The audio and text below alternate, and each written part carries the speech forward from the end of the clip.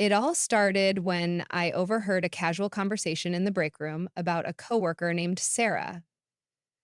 Someone mentioned something about celebrating soon, and naturally, I assumed they were talking about her birthday. Sarah was one of those people who was always kind and approachable, so I thought it would be a great idea to do something nice for her. I wasn't super close with her, um, but I figured why not make her day a little more special. The morning of the big day, I arrived at the office early, carrying a box of donuts for the team because, let's face it, no one can resist free donuts.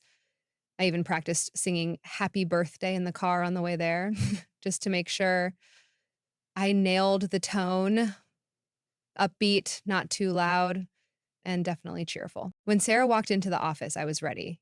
As soon as she stepped through the door, I jumped up and started singing happy birthday at the top of my lungs. My voice echoed across the office, and for a moment, everyone froze. Then, slowly but surely, my coworkers joined in, although it was clear some of them were hesitant.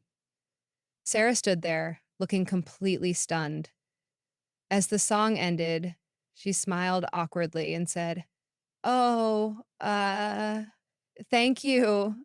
That's so sweet of you." I thought maybe she was just overwhelmed. So I handed her the box of donuts and said, "We couldn't let your special day go unnoticed." That's when it happened. Sarah glanced around nervously, and one of our coworkers, Mike, coughed and said, Taylor, today isn't Sarah's birthday. It's her last day at the company." I felt my stomach drop. "Wait, what?" I stammered. Mike continued, "Yeah, she's leaving for a new job. Her birthday's not for another 2 months." The room went completely silent, except for Sarah's nervous laughter. She finally said, "Thanks for the early birthday wishes. And the donuts, these are great." She was clearly trying to save me from total humiliation, but the damage was done. For the rest of the day, every time I passed someone in the office, they either gave me a knowing smile or a barely concealed chuckle. They kept walking by my desk, whispering, "Happy not birthday, Sarah," just to rub it in. Even Sarah tried to lighten the mood by jokingly saying, "Maybe I should leave jobs more often if it means free donuts and a song." By the end of the day, I had officially earned the title of office enthusiast, the person who gets overly excited without checking the facts. Sarah left that evening with a big smile and a box of leftover donuts, and I stayed behind, replaying the cringeworthy moment in my head. The next morning, I found a sticky note on my desk. It read, "Hey, Taylor, don't forget, my real birthday is in 2 months. Let's aim for a cake next time." Hey, Taylor. Now, every time someone has a birthday in the office, people jokingly ask me to double check the date. And honestly, I've become the unofficial donut provider for every occasion, real or imagined. Um,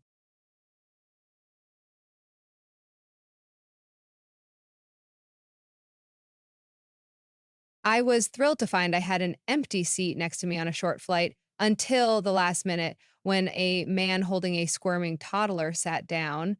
I smiled politely, thinking, it's only a 2-hour flight. How bad could it be? Turns out, pretty bad. The toddler immediately took an interest in my phone, grabbing it and sneezing directly onto my arm.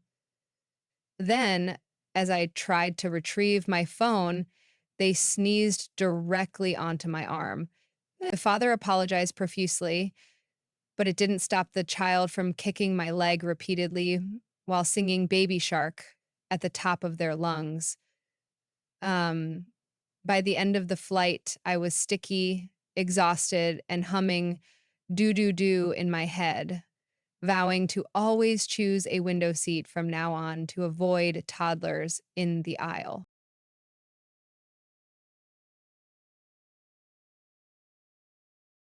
It was one of those Monday mornings where everything seemed to go wrong. I was running late for work, hadn't had my coffee, and the cherry on top was getting stuck in a massive traffic jam. The highway was packed with cars barely inching forward, and my patience was wearing thin. To make matters worse, my phone was dead, so there was no music or entertainment to keep me company. Desperate to distract myself, I turned on the song I Want It That Way by the Backstreet Boys started playing, and I couldn't help myself. I started singing along.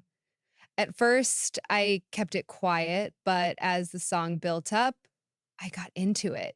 By the chorus, I was belting out, "Tell me why," with full boy band passion.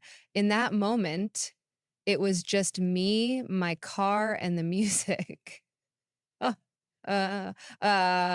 sorry, I thought. When I finally glanced around, I noticed the driver in the car next to me was staring. Not just a quick glance, full on watching me with a mix of amusement and confusion.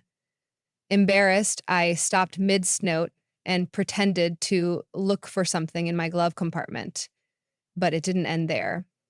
A few seconds later, the car on my other side honked. Then I turned to see a group of teenagers laughing and giving me a thumbs up. Apparently, I had an audience. One of them even held up their phone, and I realized they were recording me. At that point, I figured the damage was done, so I just embraced it. I rolled down my window, gave them a little wave, and kept singing. If I was going to be embarrassed, I might as well go all in. What I didn't expect was for them to join in.